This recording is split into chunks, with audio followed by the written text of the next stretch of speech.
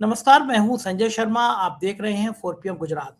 गुजरात में अभी पूरा जोर लगा रही है कि आम आदमी पार्टी का अस्तित्व खत्म हो जाए।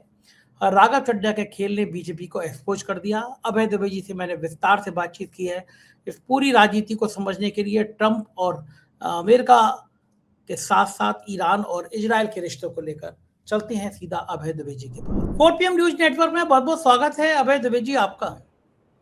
पिछले 1 सालों में देखूं मैं या 2 साल में, मुझे याद नहीं कि इतनी फजीयत किसी की हुई हो जितनी राघव चड्ढा की हो गई। मतलब इतने ज्यादा मीम बन रहे हैं और जितनी यंग जनरेशन है वो भी इतना गरिया रही है राघव चड्ढा को। राघव चड्ढा ने अगर सोचा होता, कल्पना की होती पूरे देश भर में इतनी फजीयत होगी, तो शायद राघव चड्ढा कितना भी लालच होता, कितने भी करोड़ों का लालच होता, इतनी बड़ी डील करते नहीं। सबसे बड़ी बात ये पोल पट्टी खुल गई कि राघव चड्ढा के जो इंस्टाग्राम पे फॉलोअर थे, जिन पे वो इतराया करते थे, वो फर्जी निकले।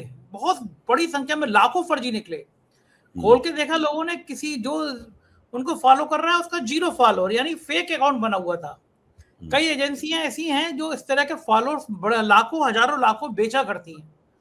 ये पोल पट्टी भी खुल गई कि अपनी संख्या, बड़ी संख्या दिखाने के लिए राघव चड्ढा 0 फॉलोअर जिनके हैं उनको भी फॉलो करा रहे हैं। यानी भरपूर पैसा खर्च कर रही है बीजेपी शायद कि राघव चड्ढा की इज्जत बची रहे। लेकिन चड्ढा चड्डी पूरे सोशल मीडिया पे यही भरा हुआ है।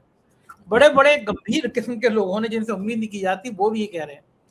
राघव चड्ढा के लिए लोग कह रहे हैं कि अगर अरविंद केजरीवाल ने MP नहीं बनाया होता तो 7 जन्म में परिणीति चोपड़ा इनसे शादी भी नहीं करती। और बेचारे ने जो सफाई दी उससे बीजेपी का नाम तक नहीं लिया। लोग कह रहे हैं कि अरे भैया, इतनी तो नए नए शामिल हुए, नाम तो ले लो। हालांकि सदस्यता बच गई है, वो तो बचनी भी थी जब बीजेपी ने ज्वाइन कराया है। लेकिन जो फजीयत हुई है, क्या आने वाले टाइम में राघव चड्ढा इस फजीयत से उबर पाएंगे? जो बयान दिया है वो भी बड़ा नाटक भरा बयान दिया है और एक भरोसा थोड़ा है लोगों का, राघव चड्ढा का, अन्य लोगों का। क्या लगता है आपको, इस फजीयत के बाद राघव चड्ढा का भविष्य क्या होगा?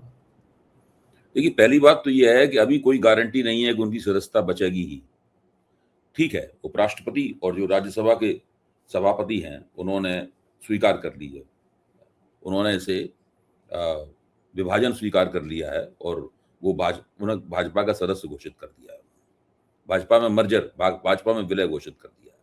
लेकिन अभी इस मसले को सुप्रीम कोर्ट में चुनौती दी जाएगी।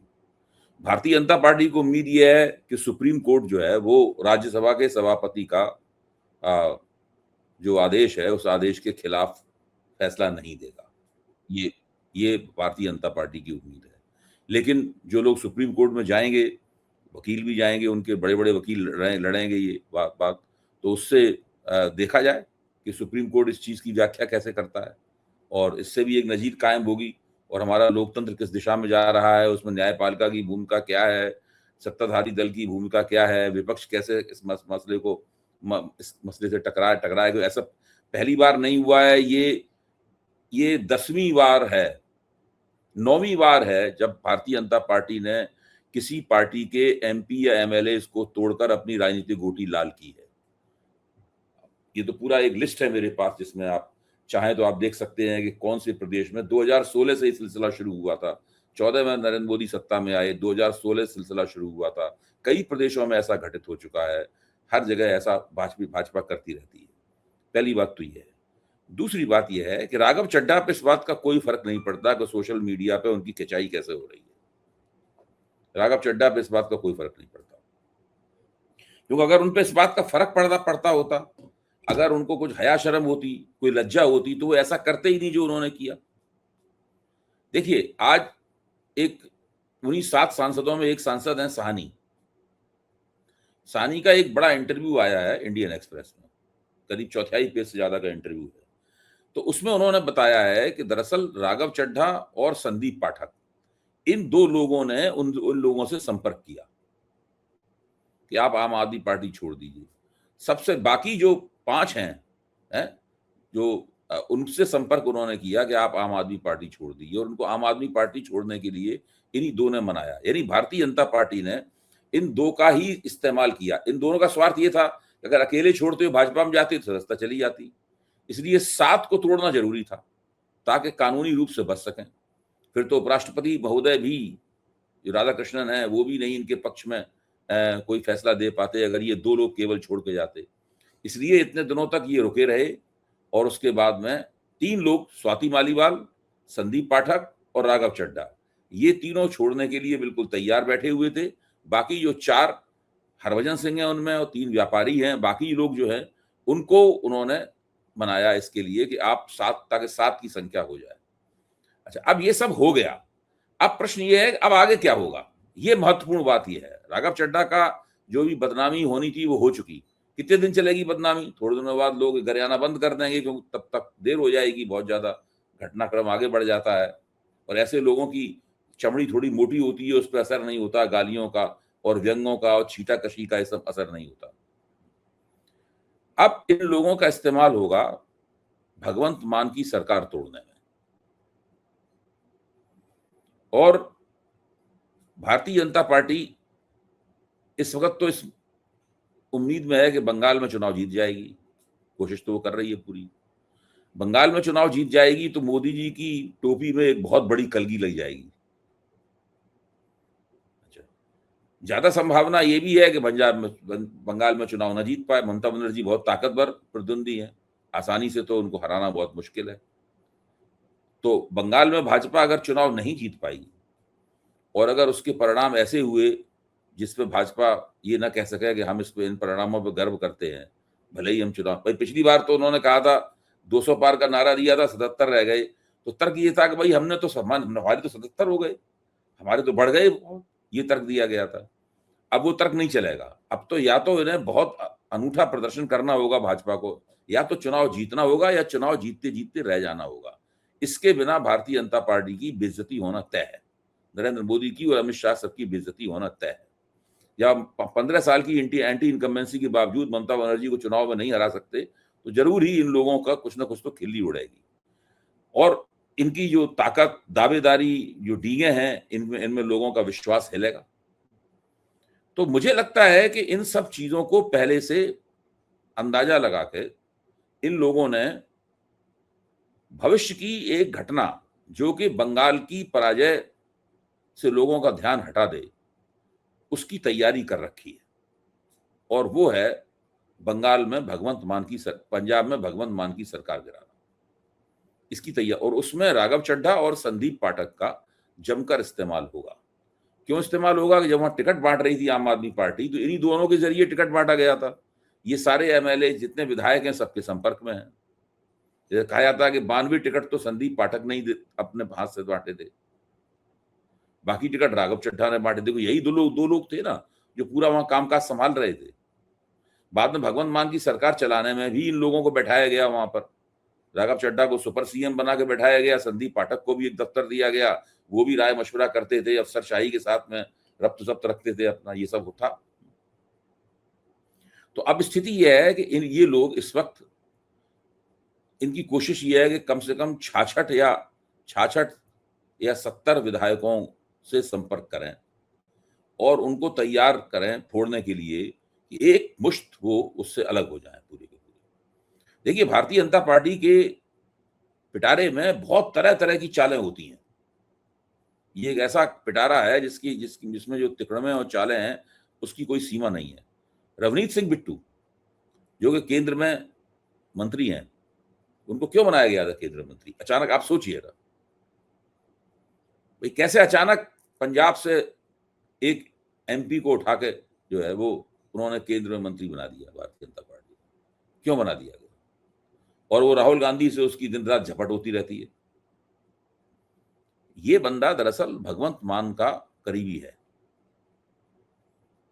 भारतीय जनता पार्टी को उम्मीद है कि जब कभी मौका आएगा तो भगवंत मान से कोई चैनल खोल में रवनीत सिंह बिट्टू का इस्तेमाल किया जाए मध्यस्थता करने में। तो भाजपा ने तरह तरह की पेशबंदी कर रखी है, तरह तरह के मोहरे बैठा रखे हैं वहां पर। इसी तरह भाजपा पूरी कोशिश कर रही है, हम लोगों तक ये खबर नहीं आती है कि पंजाब का एक सिख जाट तो भाजपा को सख्त नापसंद करते हैं। भाजपा के पास कोई नेता वेता भी नहीं है सिख जाटों को अपनी ओर खींचने के लिए डंका।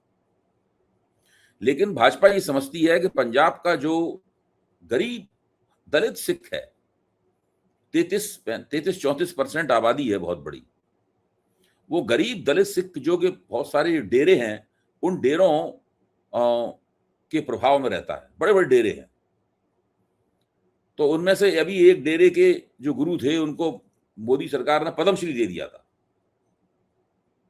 आमतौर पे ये राम रहीम की चर्चा होती रहती है, लेकिन राम रहीम तक ही नहीं है पंजाब में डेरों की राजनीति। पंजाब में डेरों की राजनीति बहुत बड़ी और बहुत जबरदस्त है।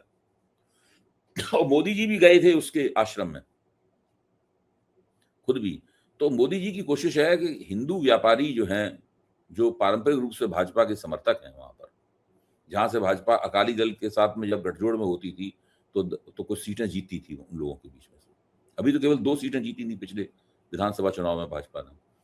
तो वो अब भाजपा चाहती है कि वो जो हिंदू व्यापारी हैं शहरी, उनके साथ में अगर दलित सिख जो हैं, दलित सिखों का एक हिस्सा जुड़ जाए तो भारतीय जनता पार्टी को पंजाब की राजनीति में अपना एक आधार मिल जाएगा। अगर वो किसी तरीके से 30 से 40 सीट जीतने की स्थिति में भाजपा आ जाए, मतलब कम से कम इतने उसके पास वोट हों जहां पे वो दांव लगा सके, 30 से 40 सीट जीतने के दांव लगा सके, तो भारतीय जनता पार्टी पंजाब की राजनीति में एक बड़ी खिलाड़ी बन जाएगी। और उसको उम्मीद है कि राघव चड्ढा और ये सब लोग, संदीप पाठक और ये जो नए व्यापारी किस्म के राज्यसभा के एमपी बीजेपी में गए हैं, ये सब लोग उसकी इस काम में मदद करेंगे। तो भाजपा वाले इस लगे हुए हैं और राघव चड्ढा का यही इस्तेमाल होगा। और आप देख रही है इस इस्तेमाल की कहानी भी बहुत जल्दी खुल के हम लोगों के सामने आ जाएगी। अच्छा अभी जी, एक वैचारिक पृष्ठभूमि हुआ करती थी भारतीय जनता पार्टी के अंदर। बौद्धिक प्रकोष्ठ चर्चा करते थे, बातचीत करते थे, संघ भी शामिल होता था, संघ का हस्तक्षेप रहता था, लेकिन उसमें ये बड़ा दखल रहता था कि जो व्यक्ति मंत्री बने, मुख्यमंत्री बने, उसका आचरण साफ हो, संघ का स्वयंसेवक हो, थोड़ी सी नैतिकता मर्यादा हो। वाजपेयी तो कहते थे कि अगर ऐसी सत्ता मिले तोड़ फोड़ की तो मैं उसको चिमटे से भी छूना पसंद नहीं करूंगा। तो ऐसे लोगों के मन में कभी पीड़ा आती होगी, नहीं आती होगी कि मोदी और शाह की भाजपा ने कहाँ पहुंचा दिया, इतनी पुरानी पार्टी को तबाह कर दिया, बर्बाद कर दिया। ये सब पीड़ा आती होगी या नहीं आती होगी मन में? देखिए, ऐसे लोग सब बहुत ज्यादा बूढ़े हो चुके हैं, कुछ लोग उसमें मर गए हैं, कुछ लोगों की प्रासंगिकता समाप्त हो गई। भारतीय जनता पार्टी पिछले 11-12 साल में पूरी तरीके से बदल चुकी है। भारतीय जनता पार्टी का एकमात्र उद्देश्य है कि कैसे अपना प्रसार किया जाए। उस प्रसार में विचारधारात्मक लोग हों। अब देखिए 80 से ज्यादा लोग ऐसे हैं जो बहुत बड़े बड़े पदों पर भारतीय जनता पार्टी में है, वो सारे के सारे दल बदल करके आए और उनको उनके बारे में ये उन्होंने कभी संयम बरतने की कोशिश नहीं की कि ये इन पर भ्रष्टाचार के आरोप ना हो। ऐसा कुछ नहीं, हम लोग तो जानते ही हैं तमाम में, महाराष्ट्र की तो सारे दल बदल इसी किस्म के हैं, असम के दल बदल इसी किस्म के हैं। सब जो मंत्री, मुख्यमंत्री, वित्त मंत्री, ये सब लोग जो बने हुए हैं, ये सारे के सारे, इनको खुद ही भाजपा ही उनको भ्रष्ट कहती थी, लेकिन सब ये लोग जमे हुए हैं उसके ऊपर। तो भाजपा में इस प्रकार का कोई परहेज नहीं है किसी चीज से। जहां तक राष्ट्रीय स्वयंसेवक संघ का सवाल है, राष्ट्रीय स्वयंसेवक संघ भी पिछले 10 साल में 10 साल तक जो सत्ताधारी संगठन रहा, उसके अंदर भी बहुत बड़ा परिवर्तन आ गया है, क्योंकि संघ वाले ही कहते हैं। अब ये संघ भी पहले ऐसा संघ नहीं रहा। अब उसकी प्राथमिकता ये हो गई है कि सत्ता किस तरीके से कायम रहे, और सत्ता कायम करने के लिए जरूरी है कि भाजपा नई से नई राजनीतिक शक्तियों को अपनी ओर खींचे, अपना विस्तार करे देश के तमाम कोनों में। अब जैसे कि मान लीजिए तमिलनाडु है, अब तमिलनाडु में भाजपा के पास उम्मीदवार ही नहीं है, सारी सीटों पर लड़ाने के लिए उम्मीदवार ही नहीं है। अब पंजाब है, अब पंजाब में 10 महीने बाद चुनाव होगा। भाजपा आज की हालत में भाजपा के पास 117 उम्मीदवार नहीं है, अगर भाजपा पूरे 117 सीटों पर चुनाव लड़ना चाहती है तो। अब बताइए 117 उम्मीदवार कहां से आएंगे उसके पास? अचानक तो संघ परिवार के अंदर से वो स्वयंसेवक फूट नहीं पड़ेंगे कहीं से, वो तो एक लंबी प्रक्रिया के तहत होता है। उसके लिए क्या जरूरी है कि आम आदमी पार्टी के 50-60 तोड़ दिए जाएं, तो जो आम आदमी पार्टी में चर्चा चल रही है कि इतने विधायकों के टिकट कट जाएंगे, मतलब 60-70 विधायकों के टिकट कट जाएंगे। अब वो नाराज बैठे हुए हैं, तो भाजपा उनको फोड़ लेगी और उनको टिकट दे देगी। उनमें जीते हारे कुछ भी हों, उसके पास कम से कम पूरे पंजाब में लड़ने के लिए उम्मीदवार तो होंगे। उसके लिए उसे बड़े पैमाने पर दल बदल कराना जरूरी है। पूरे पूर्वी भारत में भारतीय जनता पार्टी का प्रसार कोई राष्ट्रीय स्वयंसेवक संघ के दीक्षित स्वयंसेवकों से नहीं हुआ है। पूरा पूरा भाजपा का प्रसार ही दल बदल से हुआ है। भीषण और भयानक निरंतर चलने वाली दल बदल की प्रक्रिया पर टिका हुआ है पूर्वी भारत में भारतीय जनता पार्टी का प्रसार। उसके मुख्यमंत्री जो है वो भारतीय जनता पार्टी के वो दल बदल करके आए हुए मुख्यमंत्री हैं, हम सब लोग उनको जानते हैं। भारतीय जनता पार्टी को न दल बदल से कोई परहेज है, भारतीय जनता पार्टी को न भ्रष्ट लोगों को अपने आगोश में लेने से कोई परहेज है, और न राष्ट्रीय स्वयंसेवक संघ को परहेज है, किसी को परहेज नहीं है। इन सबका अब एकमात्र कारण रहेगा, जब पार्टी छोटी होती है, राजनीति का साइज छोटा होता है, तब विचारधारात्मक शुद्धता की बातें खूब की जाती हैं। लेकिन जैसे जैसे राजनीति का साइज बढ़ने लगता है, अवसर बहुत ज्यादा पैदा होने लगते हैं, उसके बाद में इस प्रकार की बातें कभी कभी की जाती हैं अपने आप को याद दिलाने के लिए, वरना उनके ऊपर अमल हो ये कोई जरूरी नहीं है। तो वो सब जमाना जा चुका है, भाजपा पे इस बात का कोई असर नहीं पड़ता। अच्छा भाई जी, अगर बंगाल चलें, बंगाल के बम्पर चुनाव का जो जादू है, जो जिन है, वो अभी तक समझ में नहीं आ रहा। लोग अलग अलग तरह के मत निकाल रहे हैं, कुछ कह रहे हैं ममता बनर्जी की आंधी है, कुछ कह रहे हैं भाजपा के पक्ष में वोट पड़ गया। ये जो अनुमान है, चूंकि किसी एक की तो लहर है, ये सामान्य वोट तो नहीं है कि 90% से ऊपर ऐसे झटके में चला गया हो। क्या लग रहा है इस लहर से क्या नतीजे आ सकते हैं और नतीजों का देश की राजनीति पे क्या असर पड़ सकता है? देखिए, मुख्य तौर पर दो बड़े कारण बताए जा रहे हैं, दोनों कारण एक दूसरे को काट रहे हैं। अगर ये ममता बनर्जी के खिलाफ एंटी इनकम्बेंसी की लहर है तो ये वोट ज्यादातर भाजपा को मिल रहा है, और अगर ये वोट ज्यादातर भाजपा को मिल रहा है तो ममता बनर्जी का सूपड़ा साफ हो जाएगा और भाजपा बहुमत पे पहुंच जाएगी। इसकी संभावना मुझे बहुत कम दिखाई पड़ती है। दूसरा यही है कि ये वोट उन लोगों द्वारा, एक तो वोट का प्रेशर इसलिए बढ़ा है कि बहुत बड़े पैमाने पर वोट कटा है।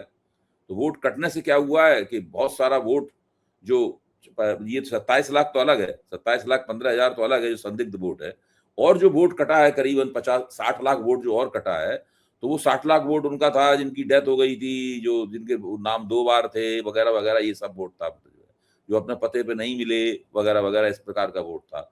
तो अब इस प्रकार का वोट जो है वो पहले पड़ता नहीं था, पड़ता ना होने से वोटों की संख्या बढ़ जाती थी और वोट कम पड़ता था।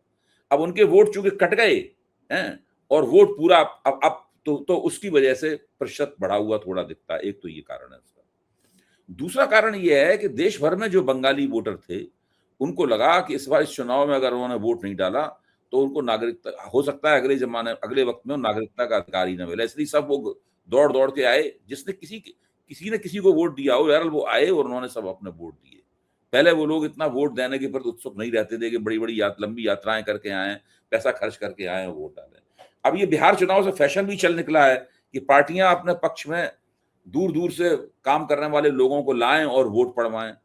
भाजपा भी ले गई है कई जगह से लोगों को, ममता बनर्जी की पार्टी भी कई जगह से लोगों को ले गई है, टीएमसी भी कोई पीछे नहीं है इन कामों में।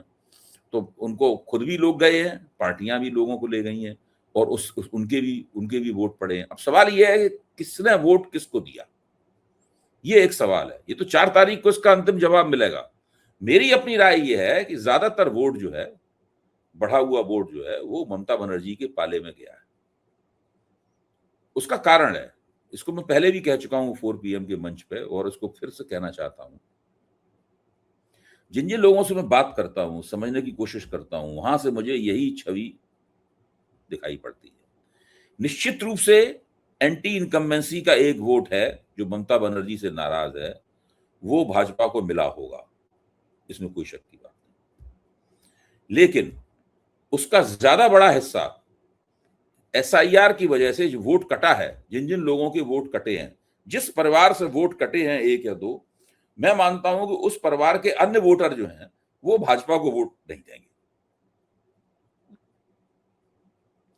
वो वोटर जो हैं वो मानते हैं कि भाजपा की वजह से उनका वोट कटा है, उनके परिवार के किसी व्यक्ति का वोट कटा है। आप सोचिए, अगर पति का वोट कट गया तो पत्नी किसको वोट देगी, या पत्नी का वोट कट गया है तो पति किसको वोट देगा, लड़के का वोट कट गया है तो बाप किसको वोट देगा। मैं एक मोटे तौर पे बता रहा हूं, जैसे हमारे परिवार में अगर किसी का वोट कट गया और हमें पता है कि हमारे इलाके के MLA की वजह से वोट कटा है, तो हम लोग तो उस MLA को दोबारा वोट देंगे नहीं। वोट कटना जो है वो एक खतरनाक संकेत है। वोट कटना केवल ये नहीं है कि हम इस बार वोट नहीं दे पाएंगे, उसके दूरगामी प्रभाव होते हैं। सब लोग जानते हैं कि अभी जनगणना होगी, जनगणना करने वाला कर्मचारी आपके पास आएगा, आपका नाम पूछेगा, आपकी बल्दियत पूछेगा, आपके पते की पुष्टि करेगा, आपकी इनकम का पता लगाएगा, आपकी जाति पूछेगा, सब पूछेगा ना आने वाला। साथ में फिर जब वो पूछेगा कि भाई आपका वोटर आई कार्ड कहाँ है, नहीं है, क्या आप वोटर हैं कि नहीं साहब, वोटर तो हम नहीं है, हमारा तो वोट अभी पता ही नहीं है कि हम वोटर हैं कि नहीं है, या हमारा तो कट गया वोटर। तो वो तो एक तरह से संदिग्ध नागरिक हो गया। हाँ, सही बात है। उसको तो बहुत तरह के आप फायदे जो मिलने वाले हैं सरकार से, वो फायदे उसको नहीं मिलेंगे। तो वो एक दूरगामी मसला है जो लोगों को बहुत खास तौर से उन लोगों को जो सरकारी तरह तरह के वजीफों पे और सहायता जो योजनाएं हैं, उन योजनाओं से मिलने वाली छोटी छोटी रकमों पर सोचते हैं सरकारी फायदे मिल जाएंगे, कुछ मिल जाएगा, कोई रियायत मिल जाएगी घर बनाने में, शौचालय बनाने में, किसी में भी, वो सब चीजों से वंचित हो जाएंगे वो लोग। ठीक बात है, असर पड़ेगा कर्ज पड़ेगा नहीं उनको। मिलेगा, छोटा बड़ा कोई कर्ज नहीं मिलेगा किसी तरह का, वो सब वंचित। तो इसलिए बहुत इस बात को लेकर बहुत लोगों में बेचैनी है। और अगर किसी का वोट कहीं से कट रहा है तो उसके परिवार के लोग, उसके दोस्त, उसके साथी इस बात को लेकर निश्चित खुश तो हो ही नहीं सकते। भाई ये तो असंभव है कि खुश होगा अच्छा हुआ वोट कट गया, ऐसा तो ना है, नाराज तो होंगे ही।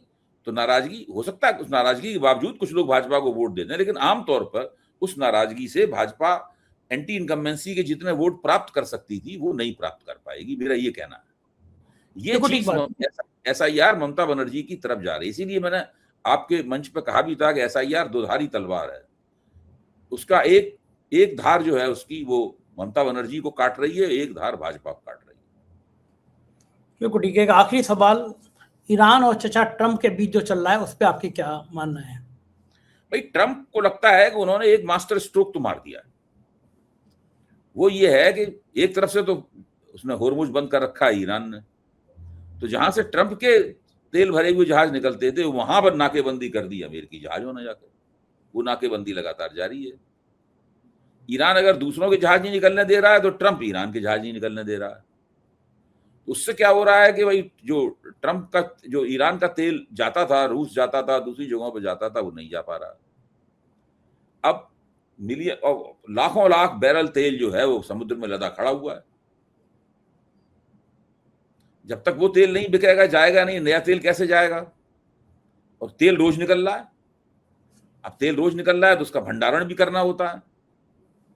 भंडारण की क्षमता तो ऐसी तरह बताई जाती है कि इतना निकल जाएगा, इतना नया निकल आएगा। तो वो सब समस्या है। अभी ईरान बहुत कुछ है, 15-20 दिन तक वो ऐसा टक्कर ले सकता है, लेकिन वो ट्रंप का मानना है कि हम तब तक उसको रोके रहेंगे जब तक कि ईरान में जो एक्सपोर्ट खत्म हो जाएगा तेल का, उससे वहां संकट ना हो जाए। तो ये रस्साकशी चल रही है। ये चलती रहेगी, मुझे लग रहा है अभी तो कुछ दिन और रस्साकशी अभी कुछ दिन और चलेगी। देखो ठीक, बहुत बहुत शुक्रिया भाई जी, बहुत रूस वगैरह सक्रिय हुए हैं, उन्होंने ईरान के पक्ष में बड़ा एक स्पष्ट स्टेटमेंट दिया। देखिए क्या होता है। Thank you sir. ये थे अभय दुबे जी, और आपने देखा कि राघव चड्ढा जो चेहरा उनका था वो चेहरा कितना बेनकाब हो गया। सोचिए, फर्जी फॉलोअर्स बना के इतनी बड़ी संख्या बना रखी थी इंस्टाग्राम पर। अगर अरविंद केजरीवाल नहीं होते तो परिणीति चोपड़ा इनके मुंह पर, आगे के शब्द नहीं बोलूंगा, खराब शब्द हैं, लेकिन कभी मिलती नहीं। विश्वासघात क्या होता है ये राघव चड्ढा ने दिखा दिया। और भारतीय जनता पार्टी पता नहीं क्या कर रही है। कांग्रेस के नेता ले आओ, आम आदमी पार्टी के नेता ले आओ, जिन्होंने भारतीय जनता पार्टी के लिए दरी बिछाई थी, वो बेचारे बाहर से आए हुए नेता जो कब बीजेपी को गाली बकते थे, उनके लिए चाय पानी लेकर आ रहे हैं। यही है राजनीति। मैं सही कह रहा हूं तो कमेंट करके अपनी बात को मेरे साथ में समर्थन दीजिएगा। बहुत बहुत शुक्रिया, थैंक यू।